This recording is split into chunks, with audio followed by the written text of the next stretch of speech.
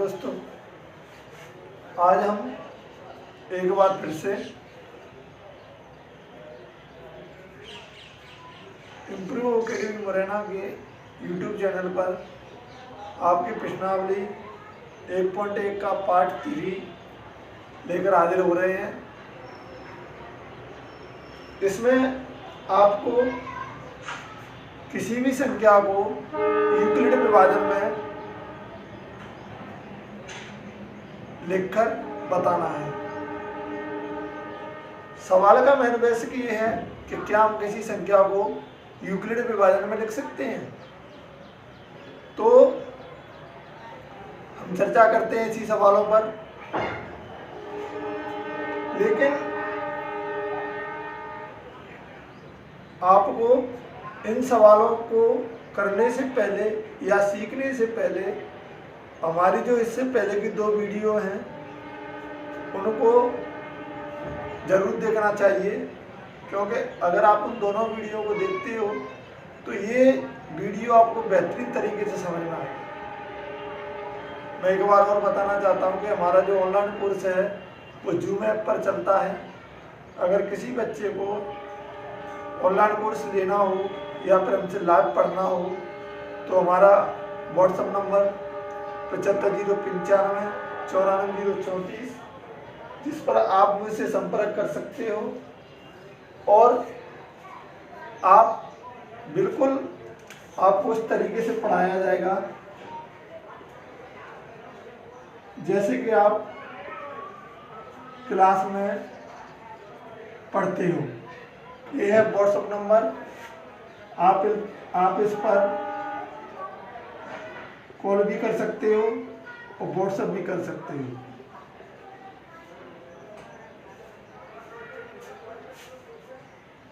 आपको live class भी मिलेगी और आपके डाउट के लिए हमारे यूट्यूब चैनल पर सभी वीडियो डली हुई है, आप उस पर भी पहुंचकर और अपना डाउट क्लियर कर सकते हो। चलो आज शुरुआत करते हैं हम। जैसा कि पिछली वीडियो में आपको बताया गया था कि आप सबसे पहली वीडियो की बात करें तो उनमें मैं संख्याओं के बारे में चर्चा की थी। आज हम चर्चा करेंगे उसके बाद की वीडियो में हमने यूक्लिड विभाजन की चर्चा की थी, और आज हम इस वीडियो में चर्चा करेंगे आपका अगला स्टेप कि क्या आप किसी संख्या को यूक्लिड विभाजन एल्गोरिथम में लिख सकते हैं। तो मैंने उसका पहले सवाल को उदाहरण करवा दिया था। उदाहरण के तरीके पर प्रश्नावली 1.1 के पहले के मैंने 2 सवाल करवा दिए थे। तीसरा सवाल आपको प्रैक्टिस के तौर पर करना था। जस्ट वैसे ही जो आपका दूसरा सवाल है उससे पहले हम उदाहरण नंबर 2 उदाहरण नंबर 3 पढ़ेंगे। उसके बाद में हम सवाल नंबर 2 पढ़ेंगे, क्योंकि जब आप उदाहरण को बेहतरीन तरीके से समझते हो तभी सवाल आपको सही समझ में आएगा। और जहाँ तक पेपर की रही बात, तो उसमें आपको उदाहरण भी आते हैं, तो मैं आपको दोनों चीज़ों को कराता जाऊँगा। इस वीडियो में हमारे 4 या 5 सवाल होंगे और हमारी प्रश्नावली 1.1 शायद आज समाप्त हो जाए। अगर नहीं हो पाई तो फिर हम अगली वीडियो में ही समाप्त कर लेंगे।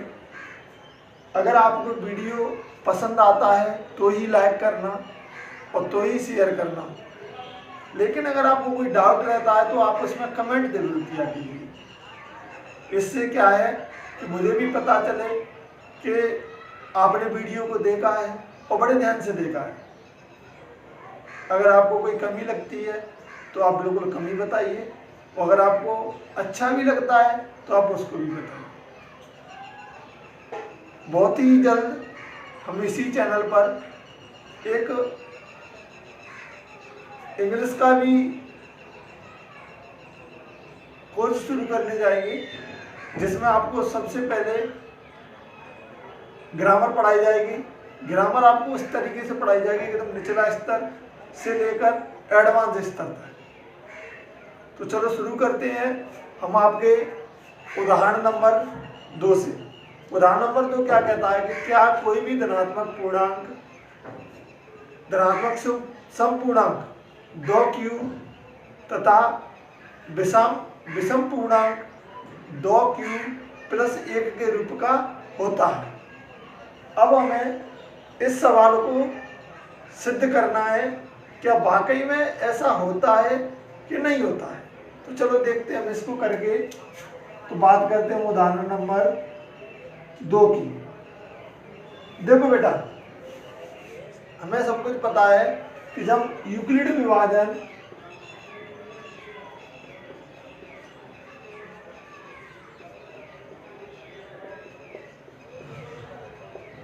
एल्गोरिथम लगाते हैं तो आपको सब कुछ पता है कि a बराबर b q प्लस r होता है। अगर हम इसको सिंपल भाषा में समझें तो भाज्य बराबर भाजक गुणा भागफल प्लस शेषफल। अगर आप किन्हीं दो संख्याओं के बीच में यूक्लिड विभाजन एल्गोरिथम लगाते हो तो हमेशा शेषफल भागफल से कम आता है। सॉरी, भाजक से कम आता है, भागफल से नहीं आएगा, भाजक से कम आएगा हमेशा।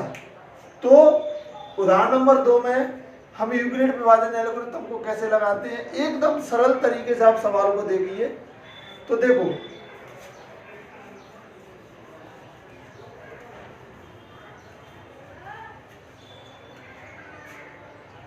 हमने माना ये कोई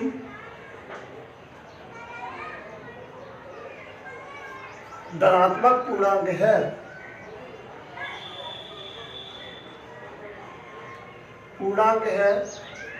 एवं b बराबर कितना है, 2 है। अगर उसने ये कह दिया कि 2q, अगर उसने ये कह दिया 3q, अगर उसने ये कहा 4q, अगर उसने ये कहा कि 5q या 6q या 7q, XYZ वो कुछ भी कहता है तो हम उसी तरीके से उसको मानते हैं। किसको? b को। तो अगर आपको पता है कि जब b बराबर 2 दिया है तो हमें सब कुछ पता है कि a बराबर क्या है, हमारा भाज्य है। a बराबर क्या होता है, हमारा भाज्य होता है। और b बराबर क्या होता है, हमारा भाजक होता है। और c बराबर और हमारा r बराबर क्या होता है, शेषफल होता है। और q बराबर क्या होता है, हमारा भागफल होता है।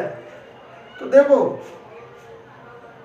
हमने मान लिया कि हमारा कोई संख्या है a और हमारा भाजक क्या है, b बराबर 2 है। जब आपको पता है कि इसका शेषफल 2 आएगा, जब इसका भाजक 2 आएगा तो शेषफल 2 से हमेशा कम आएंगे। तो हमारे शेषफल आने के क्या चांस है, 0,1 आने के चांस है। और भागफल तो उसने q दे ही रखा है। तो अब हम लगाएंगे क्या, यूक्लिड विभाजन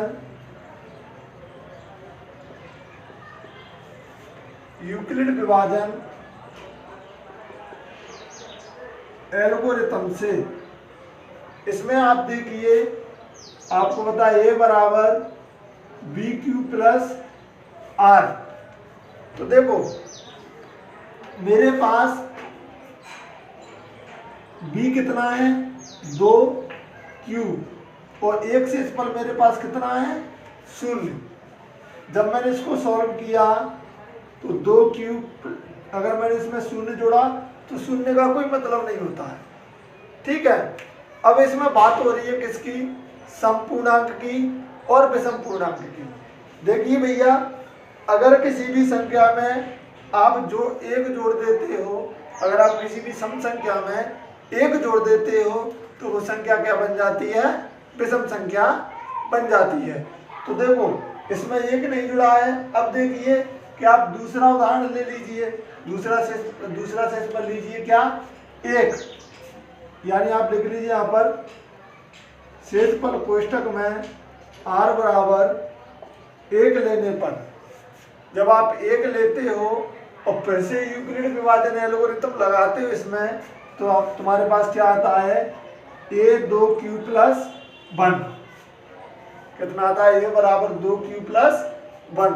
और उसने हमसे यही पूछा है कि क्या कोई भी संख्या सम संख्या को या सम पूर्णांक को आप 2q और विषम पूर्णांक को 2q+1 के रूप में लिख सकते हो।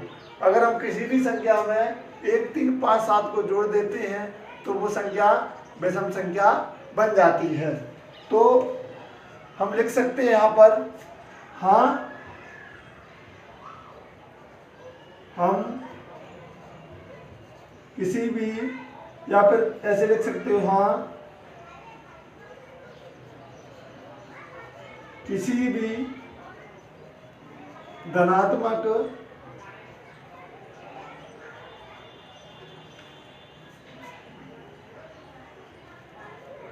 समपूर्णांक को 2q एवं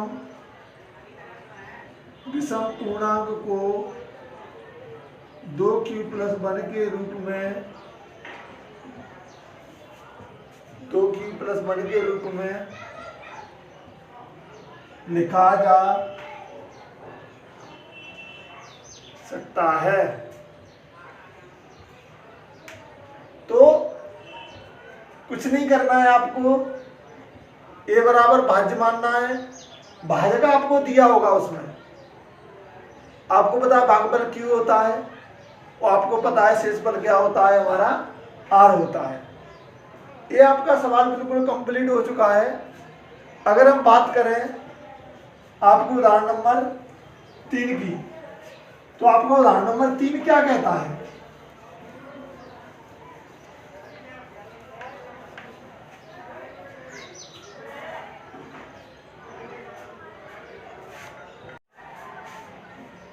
बात करें उदाहरण नंबर 3 की, उदाहरण नंबर 3 क्या कहता है तुम्हारा?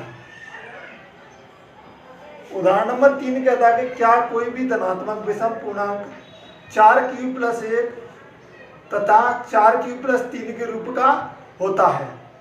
देखिए भैया, सवाल में जब उसने ये बोला है तो आप उसी तरीके से सवाल को करोगे जैसा कि मैंने आपको बताया था। माना यहाँ ए कोई धनात्मक पूर्णांक है एवं b बराबर कितना हो जाएगा? b बराबर 4 होगा। जब b बराबर आपका 4 होगा तब आपको पता है कि r बराबर कितना हो जाएगा बेटा? हमेशा 4 से कम आता है, क्योंकि शेषफल हमेशा भाजक से कम आता है। तो 3, 2, 1। लेकिन उसने केवल बात की है किसकी? विषम पूर्णांक की। तो हम केवल विषम पूर्णांक ही लेंगे और विषम पूर्णांक आपको स्पष्ट पता चल रहा है कि 1 हमारी विषम संख्या होती है और 3 भी हमारी विषम संख्या होती है। तो देखिए, इसमें आप यूक्लिड विभाजन एल्गोरिथम लगाइए।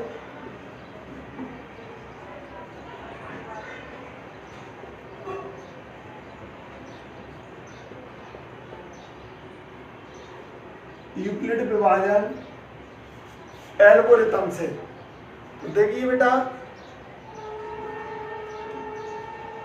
जब आप इसमें यूक्लिड विभाजन a बराबर bq+r लगाते हो तो a बराबर b का मान तो हमें पता है 4 है, a हमारा q है और r हमारा क्या हो जाएगा?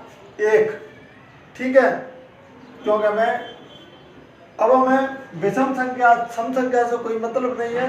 हम केवल r बराबर 3 लेने पर फिर से लगाएंगे तो a बराबर 4q+3।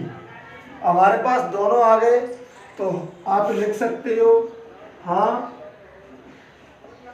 कोई भी धनात्मक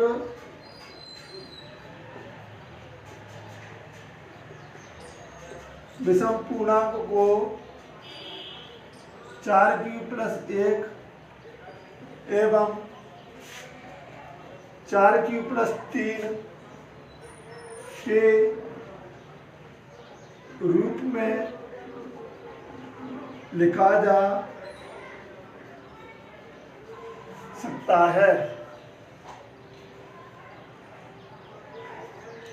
जब आपके दोनों उदाहरण कंप्लीट हो गए तो आप पहुंच सकते हो कहां?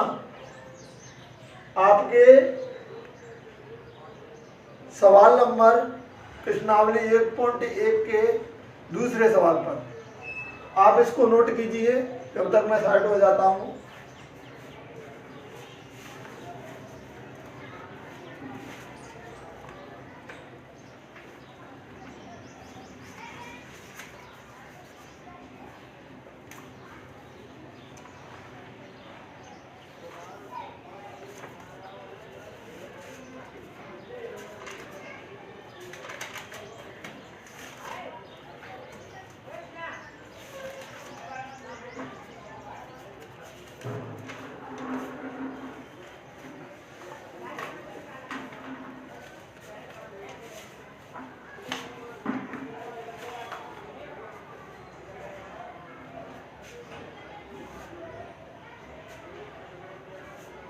देखिए आपका सवाल नंबर 3 क्या कहता है? आपका सवाल नंबर 3 कहता है दर्शाइए कोई भी धनात्मक विषम पूर्णांक। सवाल नंबर 3 कहता है कि दर्शाइए कि कोई धनात्मक विषम पूर्णांक 6q+1 या 6q-3 या 6q-5 के रूप का होता है, जहां q कोई पूर्णांक है। तो आपको पता है कि आप सवाल नंबर 2 देखोगे तो माना ये कोई धनात्मक पूर्णांक है एवं b बराबर हमारा कितना हो जाएगा यहाँ पर 6। जब b बराबर हमारा यहाँ पर 6 होगा तो आपको पता है कि शेषफल हमेशा 6 से ही कम आएगा। तो क्या आ जाएंगे शेषफल? 5, 4, 3, 2, 1। ठीक है। आप यूक्लिड विभाजन एल्गोरिथम लगाओ इसमें तो आपको पता है कि आप यहाँ पर शेषफल क्या लोगे। सबसे पहले शेषफल विषम की बात कर रहा है तो शेषफल 1 लेने पर यहाँ पर आप ये लिख सकते हो कि r बराबर 1 लेने पर, जब r बराबर 1 लेते हो आप तो आपकी यूक्लिड विभाजन एल्गोरिथम लगाओगे तो a बराबर 6q+1 हो जाएगा।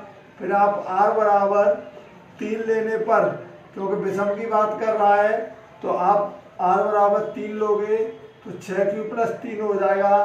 फिर r बराबर 5 लेने पर, 5 भी हम इसलिए ले रहे हैं क्योंकि 5 हमारी विषम संख्या है तो हमारा हो जाएगा a बराबर 6q+5।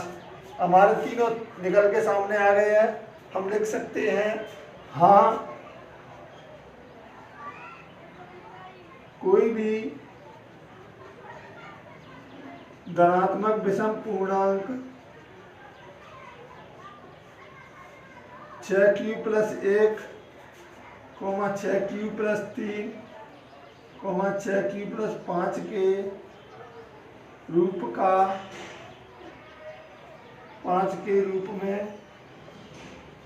लिखा जा सकता है। आपकी इस प्रश्नावली में जो सवाल नंबर आपका 3 है, उससे पहले जो उदाहरण नंबर आपका 4 है, उदाहरण नंबर 4, सवाल नंबर 3, 4 और 5, ये चारों पांचों आगे की वीडियो आपको मिलेंगे। तो आप अगर आपको वीडियो पसंद आए तो आप इसको लाइक करें और शेयर करें। और जितने भी बच्चे मेरे वीडियो देख रहे हैं जो आगे की 10वीं क्लास में आने वाले हैं या फिर इस साल जिनके पेपर नहीं हुए हैं, बेटा अपनी पढ़ाई को जारी रखो। कई एक अफवाहें फैल रही हैं कि पेपर रद्द हो गए हैं। देखो ये सरकार है, ये कुछ भी बोलते हो कुछ भी करते हैं, तो आप कृपया इन चीज़ों पर ध्यान ना दें। जब तक कोई भी माध्यमिक शिक्षा मंडल का नोटिस ना निकले आप अपनी पढ़ाई को जारी रखें। पेपर हो भी सकते हैं और नहीं भी हो सकते हैं, इसलिए आप अपनी नॉलेज को बराबर रखें। पेपर हो भी जाए तो भी आपको कोई फर्क नहीं पड़े। धन्यवाद, नमस्कार।